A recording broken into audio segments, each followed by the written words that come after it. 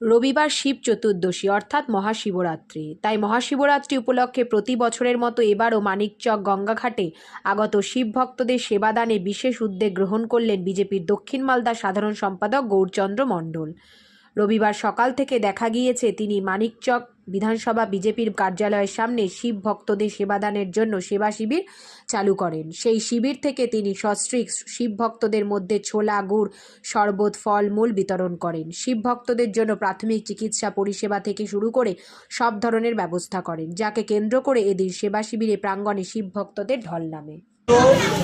অত্যাধিক সাধনার এক পবিত্র রশ্মি, অশুভ শক্তির বিনাশ, মনের অন্ধকার দূর করে শিবত্ব অর্থাৎ জ্ঞান লাভের প্রতীক হিসাবে পূজিত। এই মহাশিবরাত্রি শিব চতুর্দশী উপলক্ষে মানিকচক ঘাটে প্রতি বছরের ন্যায় প্রচুর বলবাম যাত্রী বা শিব ভক্তরা জল তুলে গঙ্গা নদীর বিভিন্ন শিব মন্দিরে শিবলিঙ্গে অর্পণ করে। আর প্রতি বছরের ন্যায় মানিকচক ভারতীয় জনতা পার্টির কার্যালয়ে অর্থাৎ মানিকচক বিজেপির কার্যালয়ে প্রতি বছর থাকবে সেবা দান করা হয়। আমরা বিশ্বাসী আছি সেবাদান জীব সেবায় শিব সেবা।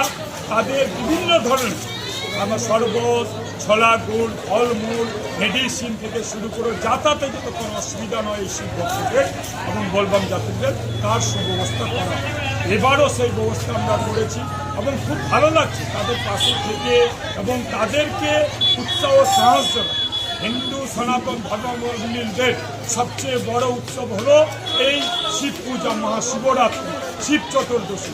লক্ষাধিক লোক মানিকচক ঘাট থেকে গঙ্গা জল তুলে বিভিন্ন শিব মন্দিরে শিবলিঙ্গে অর্পণ করে তার মনস্কামনা পূর্ণের জন্য। আমি মহাদেবের কাছে আরাধনা করব যে তাদের মনস্কামনা পূর্ণ হোক।